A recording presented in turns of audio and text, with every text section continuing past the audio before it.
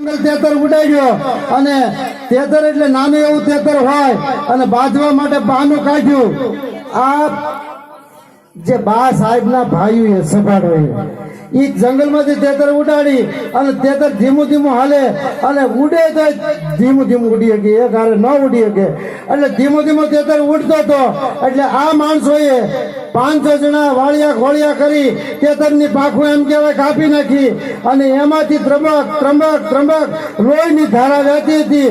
અને એ તો તેતરને વાળિયા ખોળિયા કરી અને જ્યાં લખધીરજીના, જ્યાં જોમબાઈમાં, જ્યાં મુંદાજીના નેહ છે એ નેહે તેતરને પોગાડ્યો.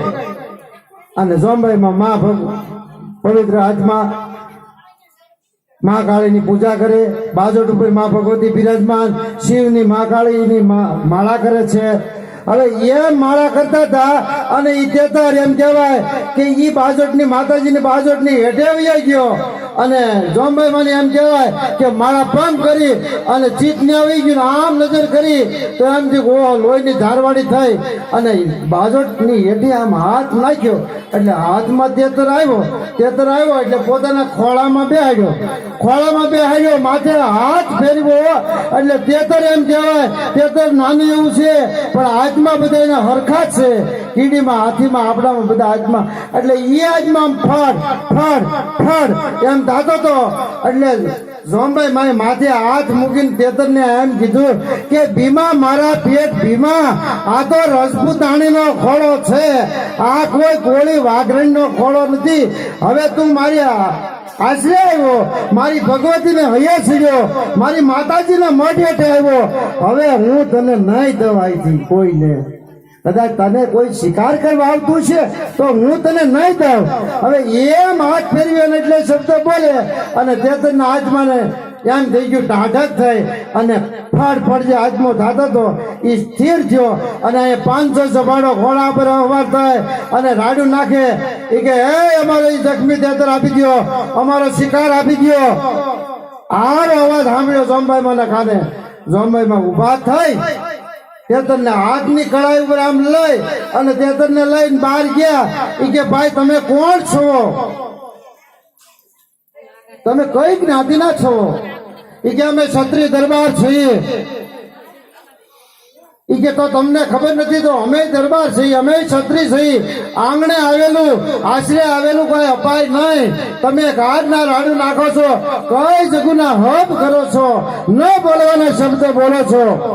તો અહીંયા બેનું દીકરીઓ હોય, અહીંયા હું કળશી કુટુંબ લઈને બેઠી છું તો જરાક તમારા મોઢે તાળું જરાક બહાર રાખો, બોલવામાં જરાક મર્યાદાથી જો. તારે એમ કીધું કે અમારે કઈ સાંભળવું નથી, અમારો ઈ જ તમારી કલાઈ ઉપર જે તેતર છે એ જખમી તેતર અમને આપી દો. એટલે બોલવાનું આપણે બાંધવાનું બધું બંધ થઈ જાય. એટલે જીભા જોડીને બાંધીને પહેલા ચાલુ થાય ગમી જાય. આંખમાં ઝેર આવે પછી જીભા જોડીની થાય અને પછી ઝાકાજી તલવારી ખેંચાય, સરિયું ખેંચાય. કાંઈ વાતમાં ન હોય પણ જીભ કરાવે બધું. એટલે જોમભાઈ કીધું ભાઈ તમે શાંતિ રાખો, આ તો તેતર નાનો એવો છે અને જો તમે એટલા બધા છો અને જો તમારે શિકાર જ હોય તો આ તેતરની હાટે આની બદલામાં હું તમને સરસ મજાનો ઘેટો આપી દઉં. પણ આ તેતર તો નહીં બાપ, કારણ કે મારે આશરે આવ્યો બાપા. એ કે અમારે કઈ સાંભળવું નથી, અમારે અમારો તેતર જોવે, અમારે ઘેટા બેટા કઈ જોતા નથી. એટલે જોમભાઈમાં ફરી કે જો ભાઈ તમને હજી એમ થાય, તમને કઈ મનમાં સંકોચ થાય કે આ ઘેટો તમને નહીં થાય, આ 500 જણા છો તો એક સારો મજાનો ભાડો આપી દઉં, પણ તેતર તો નહીં જ. એ કે અમારે ભાડો નથી જતો, અમારે તો અમારો જખમી તેતર જ જોવે છે, બીજું કાંઈ જોતું નથી.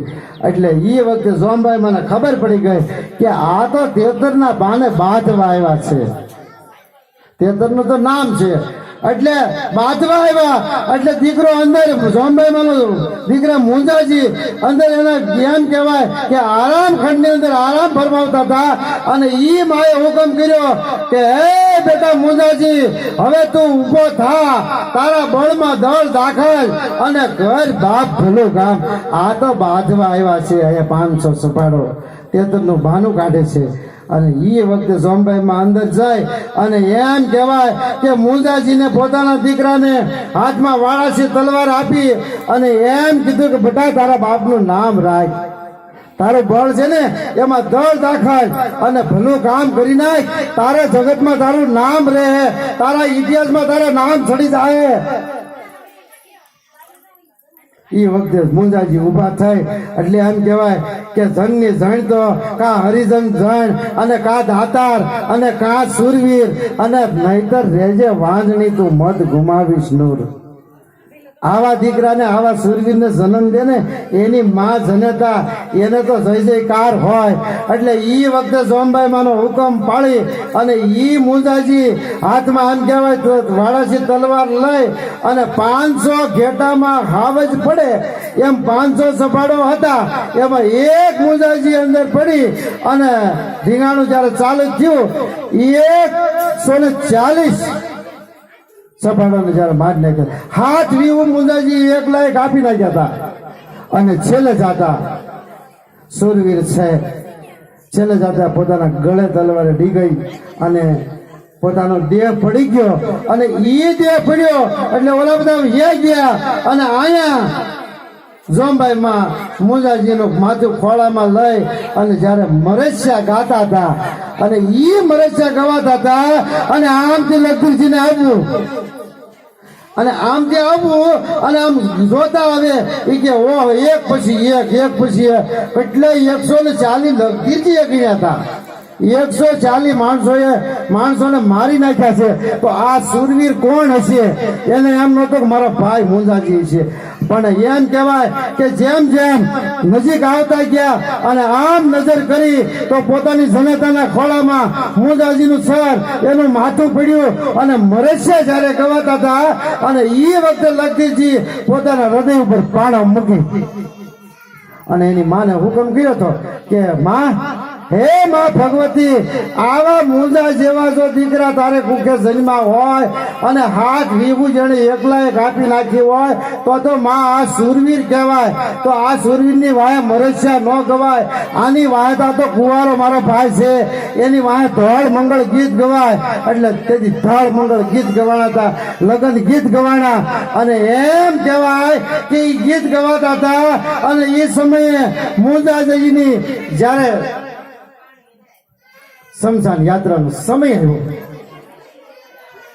છે ખડકાણી અને ઈ સમયમાં ઈ વખતે માં ભગવતી જેવી ઈ જોમભાઈ માએ લખધીરજીને એમ કીધું કે હે બાપ લખધીરજી, હે મારા દીકરા, હે મારો પેટ,